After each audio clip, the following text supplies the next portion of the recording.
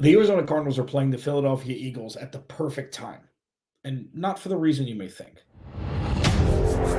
You are Locked On Cardinals, your daily Arizona Cardinals podcast. Part of the Locked On Podcast Network, your team every day.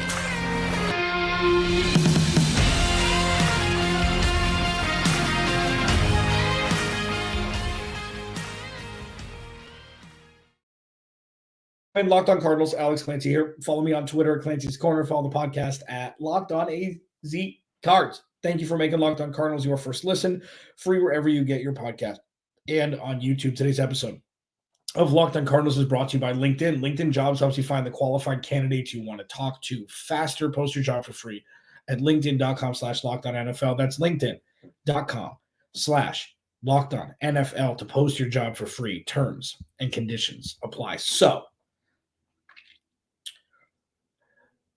this game could go a couple different ways on Sunday. One, and the most unlikely, is a Cardinals victory in convincing fashion. So let's kind of remove that one.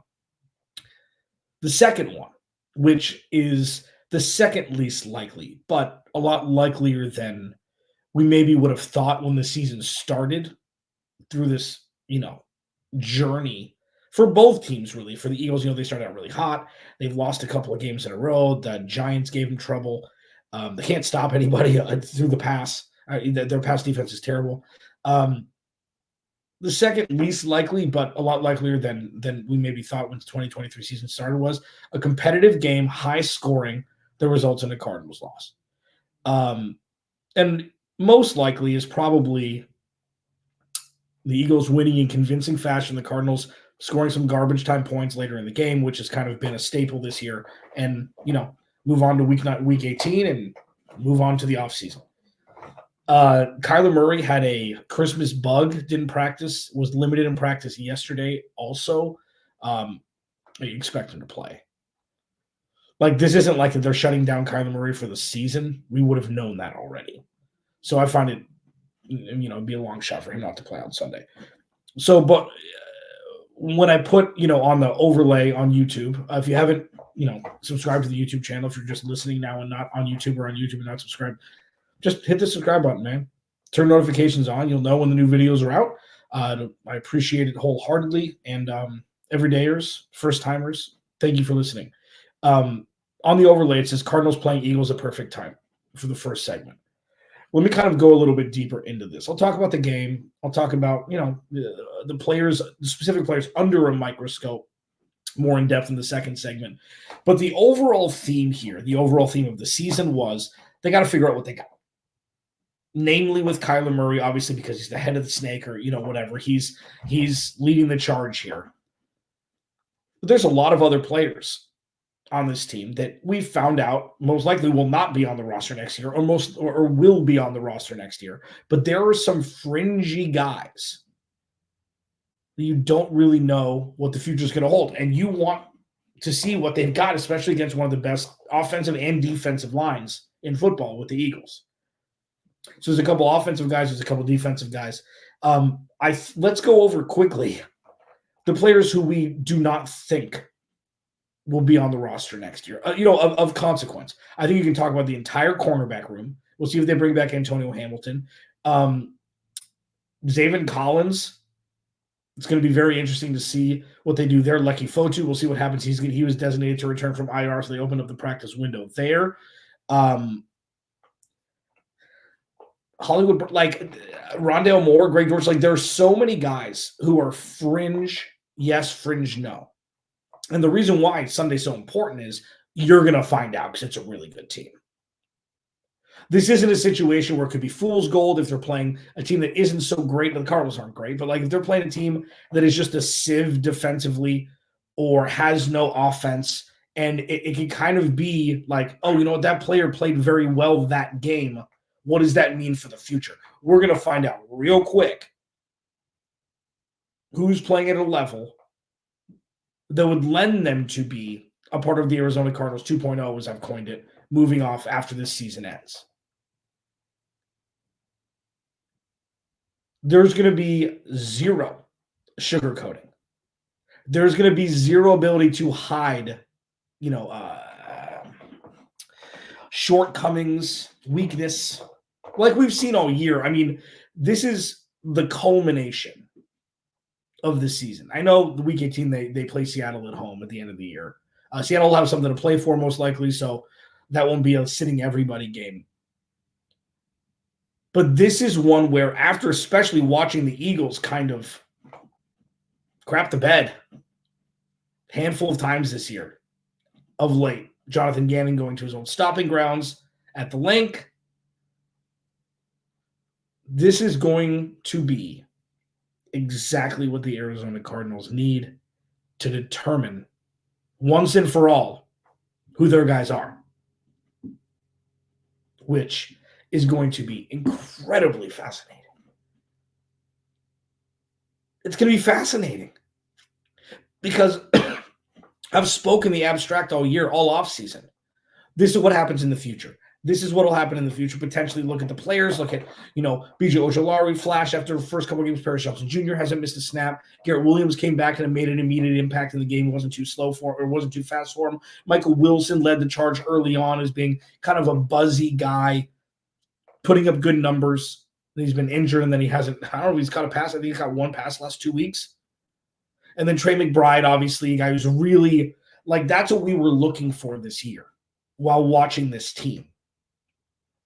Where are the checked boxes? Or where are that box is no longer a question mark. It now needs to be filled. And there are a couple of guys I'll talk about in the next segment. The guys right in the middle where it's like, these next 2 weeks will make or break their career with the Cardinals. And you can joke and say, well, maybe they'd be better off somewhere else, or whatever it is. If you can't make the Cardinals, you're not going to make a different roster. That's not the point of this segment.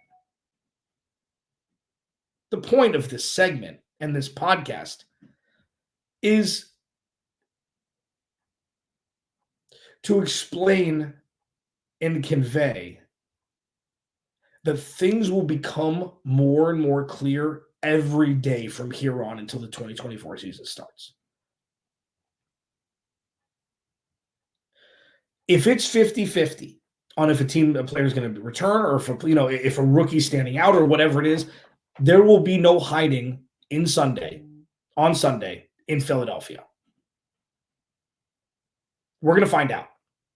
And, with the Cardinals having the second overall pick as of right now, and chances of them probably not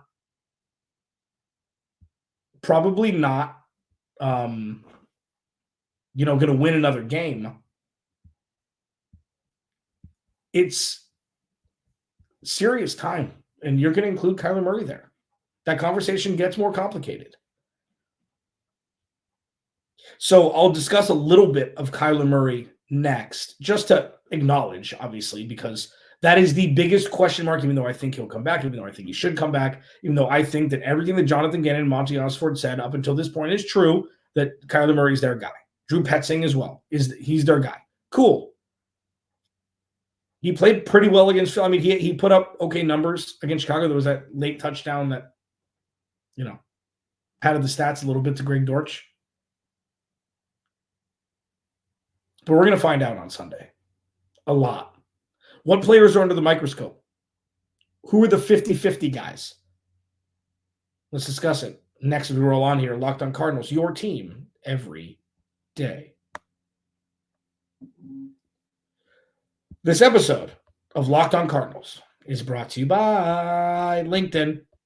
If you're a small business and you need help hiring, you want to have as many top-tier candidates as you can get your hands on, right? That's why you got to check out LinkedIn Jobs, man. They have the tools to help you find the right professionals for your team faster and for free. There's over 1 billion professionals on LinkedIn. Makes it the best place to hire. It's easy when you have qualified candidates. LinkedIn knows that small businesses are wearing so many hats and might not have the time, resources to hire. Thankfully, with LinkedIn, the process is intuitive, quick, and easy. They even just launched a feature that helps you write job descriptions, making the process even easier and quicker. So post your job for free at linkedin.com/LockedOnNFL. That's linkedin.com/LockedOnNFL to post your job for free. Terms and conditions apply. Alex, thanks. You Locked On Cardinals. Thanks for making Locked On Cardinals your first listen. I'm so happy you're here, everydayers. If you've been here since 2017, if this is your first listen to Locked On Cardinals, thank you. Please go to the YouTube channel, search Locked On Arizona Cardinals, hit that subscribe button, turn notifications on, leave a like on the video. It means a lot to me. If you want to leave a review, find where you listen to your podcast. Love that too. If not, I'm just happy you're here. So the Cardinals travel to Philly, double digit underdogs. It's coming to an end soon. Jonathan Gannon, revenge game. Think that defense, the Philadelphia Eagles, misses Jonathan Gannon? They'll say no. The amount of players they've had to add to still stink on the defensive side of the ball, they were better the last couple of weeks. Like Tyrod Taylor had just a bomb, just a perfect drop in the bucket to Steve Slayton. Wow. Darius Slayton last week, they kind of padded the numbers. Philly turned the ball over on the opening kickoff of the second half with two special teamers running into each other, which gave the Giants a short field for another score. But this Eagles defense was not last year's Eagles defense. You could say it's arguably more talented, even though they've dealt with injuries. Jonathan Gannon not being there, obviously, and Nick Rallis not being there. Obviously, a big miss for them. Kyzir White as well. So players under a microscope that is really going to come to light on Sunday.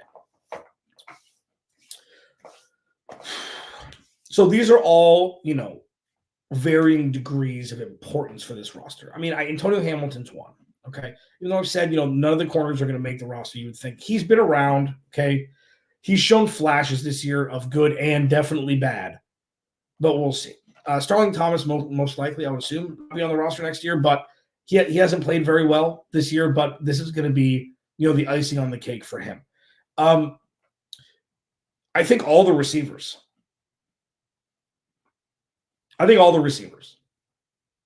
Hollywood Brown, Rondale Moore, Greg Dortch, all of them.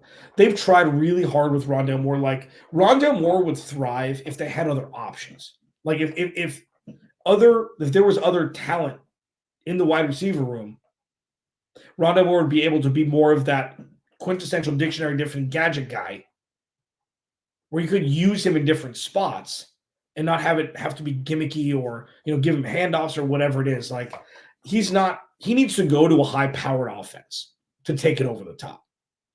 And maybe the Cardinals can pivot into that next year. This is very transitional for the team with Kyler Murray obviously being out and not really having a whole lot of talent on the offensive side of the ball in the wide receiver room. Hollywood Brown, I think that's it. Like, they released Marco Wilson, traded Isaiah Simmons before the season started. I don't see a path to where Hollywood Brown comes back next year. Unless he wants to take less money, unless they want to franchise tag him, unless they want to get weird. He hasn't shown enough at this point. He's been out the last couple of weeks with a heel, which you can't fault him for at all. But yeah, and Greg Dortch, like, this may be for the wide receivers. This is the biggest game for Greg Dortch because here's the thing. Anytime he gets time, anytime he gets opportunities, he produces. Pretty much consistent as gravity at this point. Probably, I'm assuming a portion of it has to do with opposing teams not scheming for him because he's the fourth or fifth receiver off the sideline. But with Hollywood Brown out, he had the 40-yard touchdown catch and run last week, which was great. Like, I want to see it. I want to see it again. I want to see him get 10 targets in a game. I want to see it. Like a real, not just one-off, 3 targets with, 3 catches, 48 yards, and a touchdown. I want to see him. I want to see him get – and I know he got looks last week, but I want to see him all over the field. Slot, outside, whatever. Put him in the backfield. Doesn't matter. He's fast also. But I want to see the Greg Dortch experience, especially against a porous defense, a porous pass defense, where – like, this is what I picture on Sunday. Kyler Murray running for his life and wide receivers needing to get open. That's what I picture. That's where Greg Dortch eats. That's where Kyler Murray eats. That's where Greg Dortch eats. I would love to see a lot of that on top of, Trey McBride. And I'll talk about path to victory in the final segment per always. This one is the one that hurts.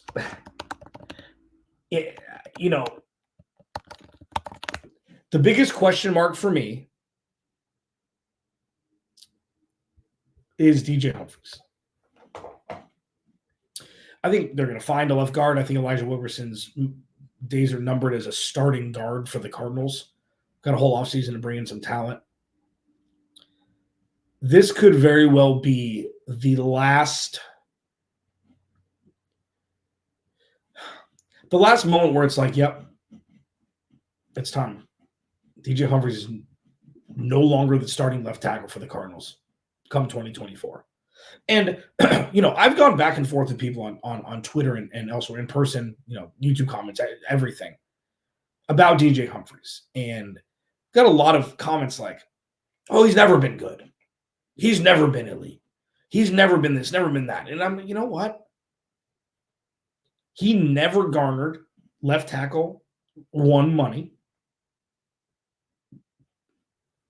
The Cardinals were never hamstrung by his contracts. Probably the best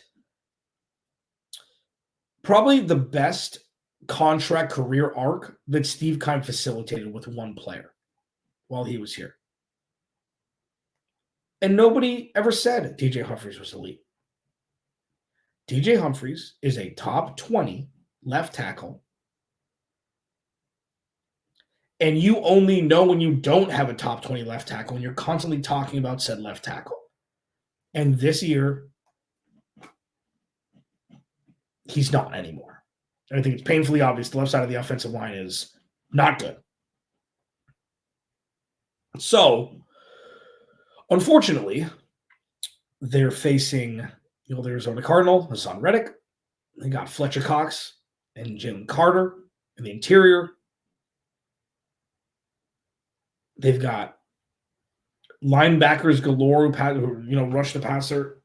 Nolan Smith. I talked about with Louis DiBiase of Locked On Eagles yesterday. That Shaq Leonard they signed, who's lived in the backfield the last 2 weeks after having a slow start with them. This is potentially going to be the final, oh no, it's over. And it sucks, and this isn't being a homer. This isn't, because if you every day, I ain't that.